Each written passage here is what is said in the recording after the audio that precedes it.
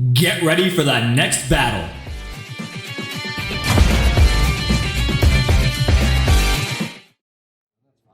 What's going on, YouTube? This is D-Rec here once again with Argo, bringing you another Gundam Card Game feature match here on the channel. If you guys enjoyed today's match, be sure to leave a like and subscribe for future content. As always, getting into today's match, on the left, piloted by myself, I'm running it back with red-white ZAFT Breach. We did make some tech choice changes to the list just to round off some more consistency for the ZAFT archetype. And then on the right, piloted by my buddy Eric, we've got green-white wing ramp.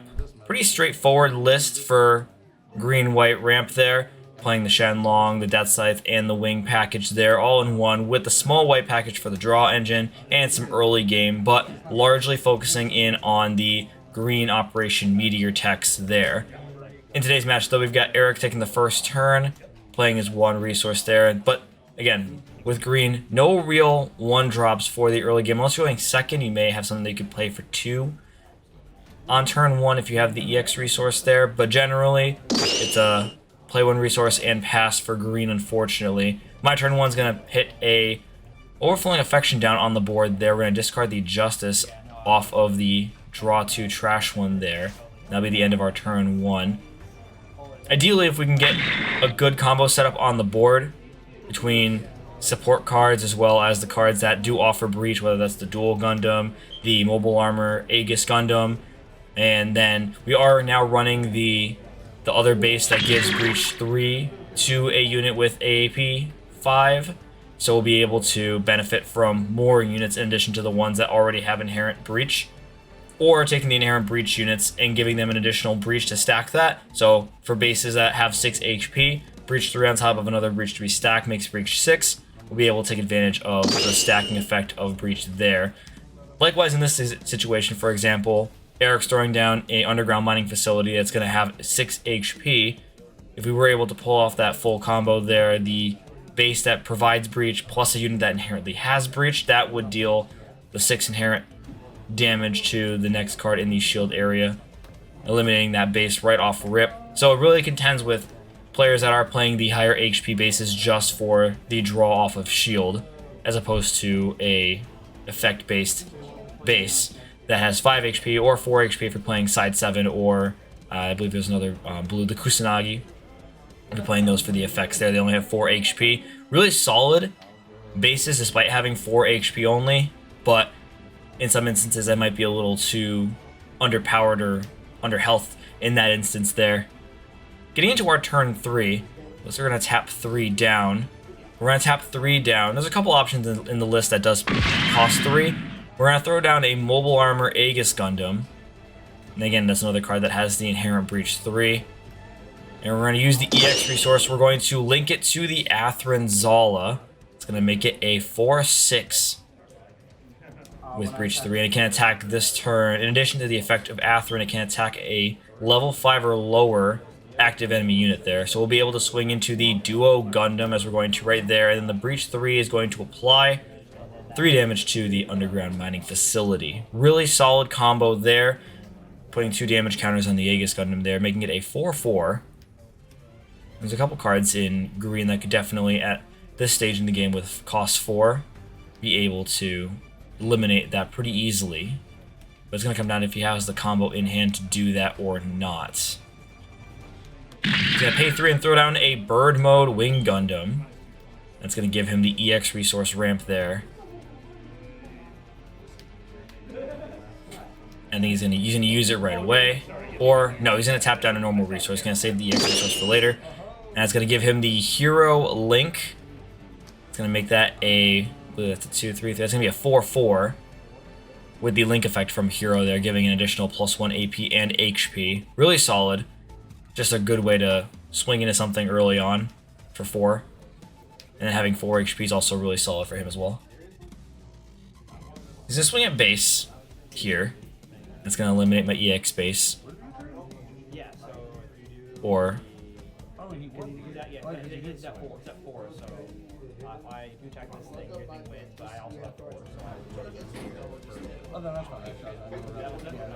instead of taking on the EX base, he's going to trade into my Mobile Armor Aegis Gundam there instead. So it's going to be a trade, reducing my board a little bit there, but it does preserve my EX base. So a little bit of a nuanced play there.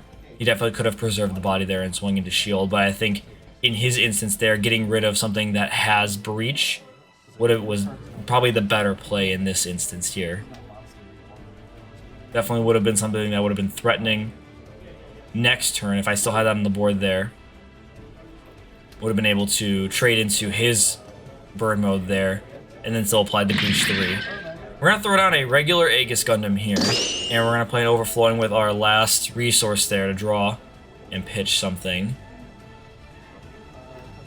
And we're going to pitch the Din with my low-end tech choice here. Between that and the ZNO, the ZNO is pretty solid. It's just the 1 HP is a little underwhelming and very not ideal to have, especially if you're up against red-blue. Red-blue ping can eliminate that pretty quickly.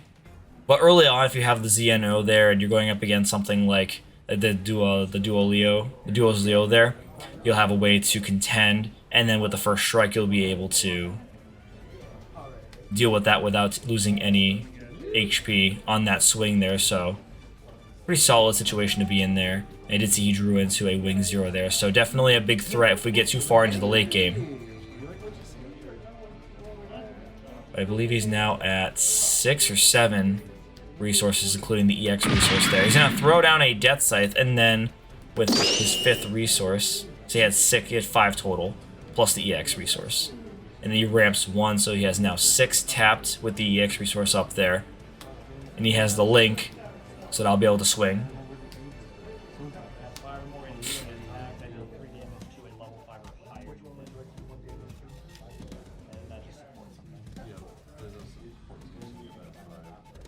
So, well, thankfully for myself, I have most of my units untapped at this moment. So I'll be able to save those this turn there. He'll only have the EX base to swing into if he wants to swing with the Death Scythe this turn. It's going to come down to if he wants to risk it, if he thinks I don't have any way to contend with the Death Scythe in my next turn, or if he thinks I do. Okay, so he is going to leave it untapped. He's not going to swing. That's going to go into my turn 5 now. And I do see the Battle of Aces in my hand there. So we do have a really interesting way to deal with the Death Scythe there. It's a 6/6, getting the +1/+2 from the duo there. So depending on if we can combo correctly, the Battle of Aces deals 3 to something that already has damage on it, and then the Aegis itself, when it has 5 or more AP, can ping a level 5 or higher enemy unit there for 3 as well. So that could be a combo that we do this turn, or potentially not if we want to set up a board. Try to push board state a bit more before he gets to 8 resources. Although he is at 6 tapped with 1 untapped EX resource, so next turn he will have a full 8 to utilize if you wanted to throw down the Wing Gundam next turn. He does have it in hand from his last turn that he drew into it. We're going to pair the Aegis with the Zac Jewel there, and that's gonna destroy the underground mining facility, and then we're gonna ping the Death Scythe for 3, and then we're gonna do the full combo there. So that's gonna be 2 for the Battle of Aces to deal the remaining 3 to the Death Scythe. That's gonna eliminate that, and then we have the untapped BQ there for the support. 2 remaining resources now, 1 remaining resource. We tap down 1 for the Overflowing Affection once again. Like to see that. Just constantly cycling through draw engine. Although I am contemplating right now, this list is mostly red with the only white text being the Overflowing Affections. I may change it to a blue and try out the Show of Resolves. My only concern with the Show of Resolves is that they're too expensive, I think, for this deck. Everything in this deck is either 2 or more, so like the BQs, anything that costs 2, the only one that is really worthwhile is the Dual Gundam, and then everything else is 3 or more, so it gets a bit tricky, but keeping the additional draw can be handy, especially in the mid to late game there when things are, again, 3 and under for cost. I think the only other really expensive card is probably the Assault Shroud Dual Gundam, being a 4 cost, and then the Justice Gundam, of course, being a 5 cost, level 7. We're going to pass with the 1 floating there, and then Eric's gonna throw down a Shenlong for 3, or for 4, sorry. And then for the 5th resource there, he's gonna pair it with the Chang Wufei. And he's gonna pay 1 for an overflowing affection. The Chang Wufei is a pretty solid option right now for the Shenlong, giving that the breach 3 and then the link to be able to attack the same turn. And then with the link with Chang Wufei, he can swing into something if it has, I think it's a certain level or lower, or a certain AP or lower. It doesn't take any damage during that battle that it attacks. So you could definitely swing into the BQ, take no damage, and deal the breach 3 to eliminate my EX space. He's gonna swing into the Aegis though. He's gonna trade and still deal the breach 3. Not a bad choice to get rid of my larger body unit on the board there. And then if he does decide to go Wing 0 in the next 2 turns, most of my things will be low HP enough for him to just blow it up on play with the Wing 0. Getting into our turn 6, which is crazy to think we're only in turn 6 and Green's already ramped up. He's going to be at 9 resources next turn with the EX resource there. We're going to pay 4 for the dual Gundam Assault Shroud, and potentially we're really looking for ideally either the Buster or the regular dual Gundam. And that'll give us an opportunity to potentially swing in with Breach or just have another attacker. I think ideally we want the Buster. That'll give us another support card. So we're going to link with the Atherin, or pair with the Atherin, sorry. And unfortunately, I can see our text there. We're not unfortunately going to have anything we can play. We have the 1 unit there, the Assault Shroud. We can't play that, and then a base and an overflowing. So no top decks, unfortunately, for the Assault Shroud. A little bit of a wasted play, unfortunately, but we now have a 5-6 on the board there, so we have at least something that can stay on the board if he does decide to throw down the Wing 0 in this coming turn.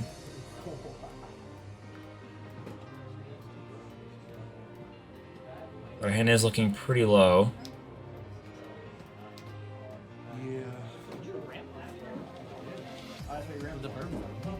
Yeah, so he's at 9 total resources, including the EX resource there.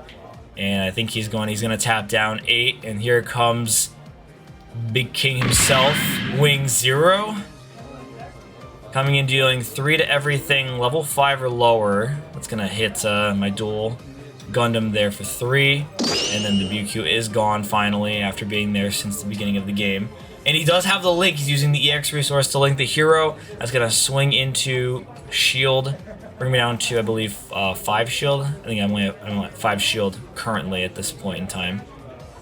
Because he got rid of the EX base the prior turn there with the Shenlong. Yeah, so I should have 5 shield remaining. And I'm now in my turn 7. It really doesn't matter. It depends on if he has a second Wing 0 in hand, which is usually the threat at this stage in the game. If I play anything, it's going to get pinged by the Wing 0 if he plays another one. Unfortunately for Red, everything's pretty low cost.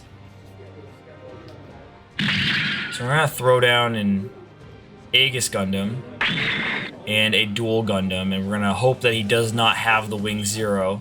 If he does, and that's going to be pretty much game for us, he's going to blow up those 2 things there, including the dual Shroud, with 3 damage counters already on it. And he'll go up to 9 full resources there. He's going to draw, and I'm not sure if he has it or not. And he has it again. He's done. Throw down another Wing 0. And that's going to blow up the board. And he's going to swing in with the...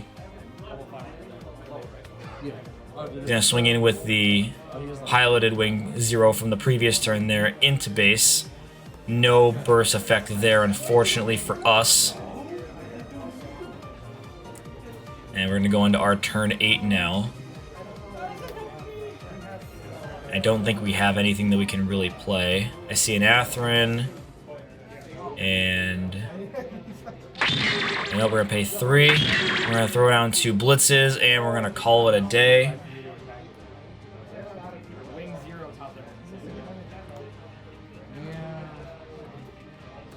He's going to go up to his turn 9. with 10 resources. He did ramp that one turn with a Death Scythe there, so he's at 10 full resources on turn 9. And I think he just top decked something pretty nuts. And I think that's... Is that a wing? Regular wing? Or is that a Death Scythe? We're gonna find out in a second. He's gonna throw down the Death Scythe. And he had the duo in hand from prior. So he's gonna have another link. And what's he tapping down here? He's gonna tap down again for the wing.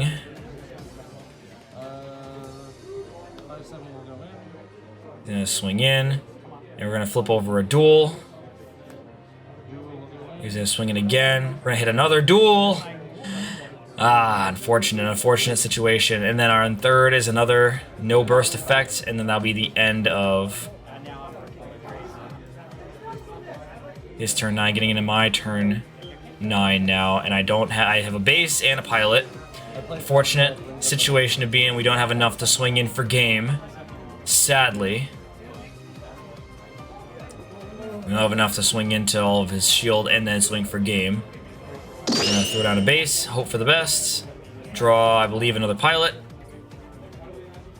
I'm pretty sure that is game at this point. No other units, 2 pilots and 2 attackers is just not enough for the game. And with that, we're gonna concede. Thanks again for watching, guys. Again, if you enjoyed today's video, be sure to leave a like and subscribe. Leave a comment down below about what you're expecting at the Dallas Regional coming up later in September there. But until the next video, guys, take care.